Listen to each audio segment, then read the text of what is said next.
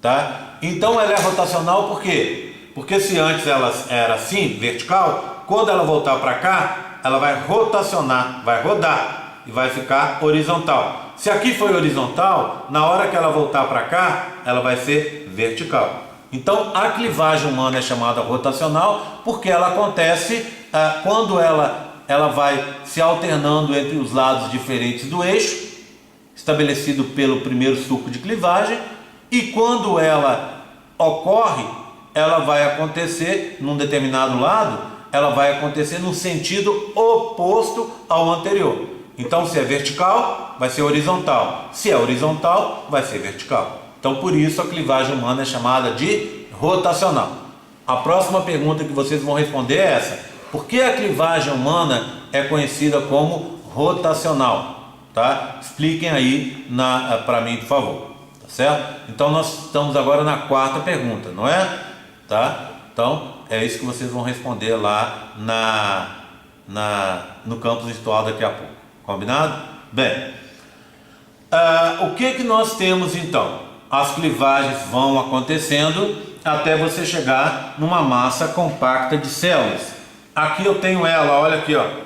Tá certo? Se você olhar essa massa compacta de células, você vai ver que você tem 16 células, tá? Então você tem 8 em cima e 8 embaixo aqui, tá? Nesse meu modelinho que foi feito aqui.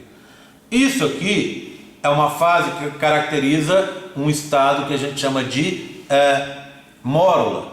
Mórula é uma fase específica do processo de clivagem, que na espécie humana começa a se formar com 16 células. Então, é aquela massa compacta, olha aqui, ó, são 16 células, tá?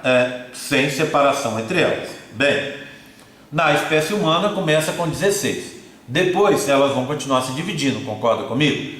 16, 32, 64, etc. Tudo módulo, desde que tenha essa massa compacta. Então aqui, ó, eu tenho uma mórula humana com... Ô Emily, vai ali e pega para mim, por favor. Vai lá, com o armário, aí.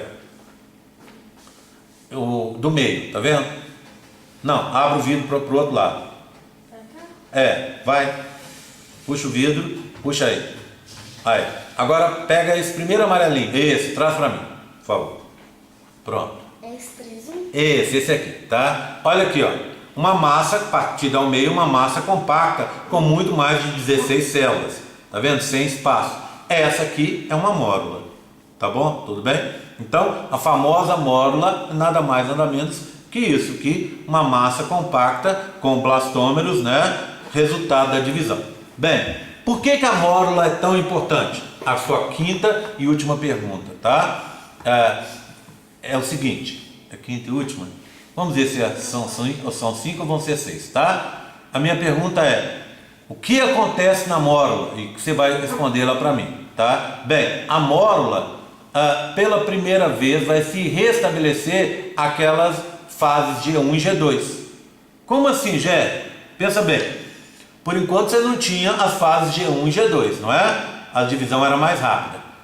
Mas o que estabelece a necessidade de ter G1 e G2? Lembra aquela história que eu contei para vocês na aula da razão entre o volume do núcleo e o volume do citoplasma?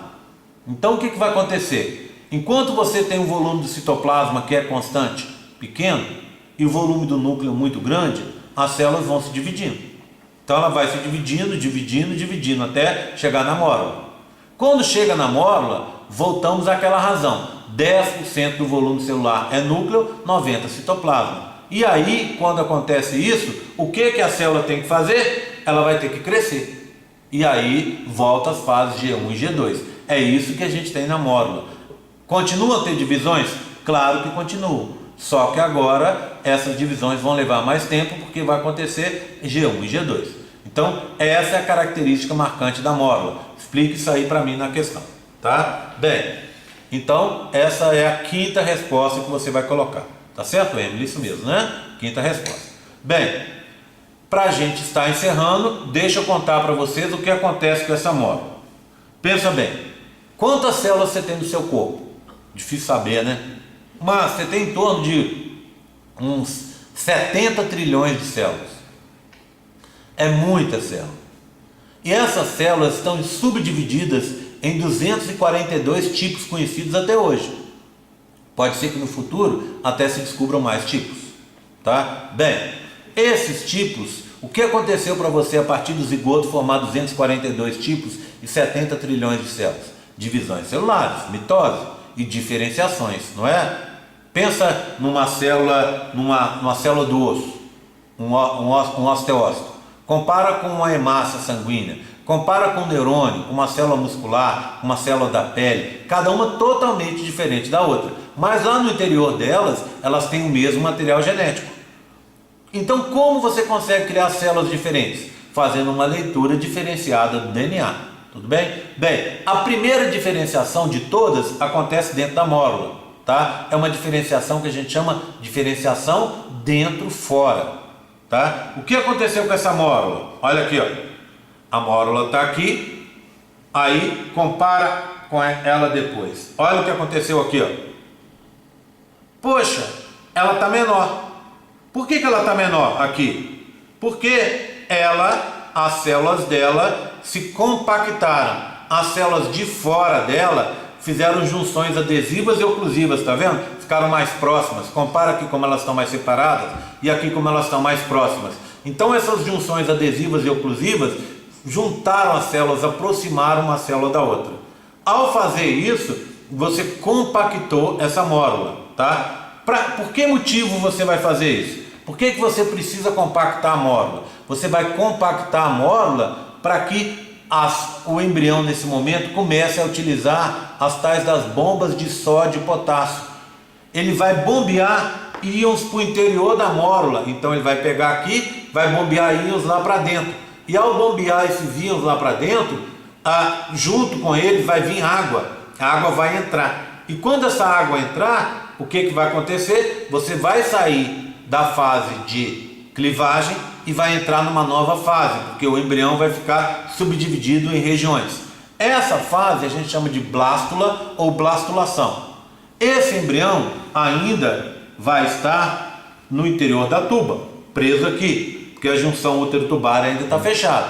Mas é nessa fase, que acontece com 5 dias de gravidez, que a junção útero-tubária se abre e o embrião vai cair para dentro do útero, na fase de blástula, tá? Bem, fase é blástula. E o embrião? Como é que eu chamo o embrião na fase de blástula?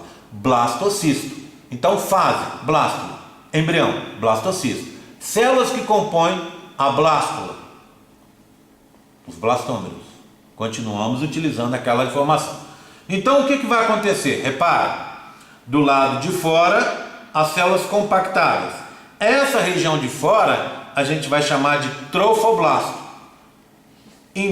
Lá dentro se formou uma cavidade, tá vendo? Cheia de água. Essa cavidade se chama blastocele, ou cavidade blastocística. E as células que estavam lá dentro ficaram dispostas aqui em cima, com uma disposição fora do centro. A gente chama isso de disposição excêntrica, tá? Então, o embrião agora está dividido em 3 regiões: o trofoblasto, a blastocele e essas células internas, que a gente costuma ver sendo chamado de massa celular interna, maciço celular interno, ou o nome que eu prefiro muito mais e que uso muito mais, embrioblasto, tá? Por que embrioblasto? Blasto, tecido primitivo, embrião, tecido primitivo que vai formar o embrião, tá certo? Tudo bem? Então, essa fase é a fase que a gente chama de blástula, e o embrião na fase de blástula é o blastocisto, subdividido em embrioblasto, blastocele e trofoblasto.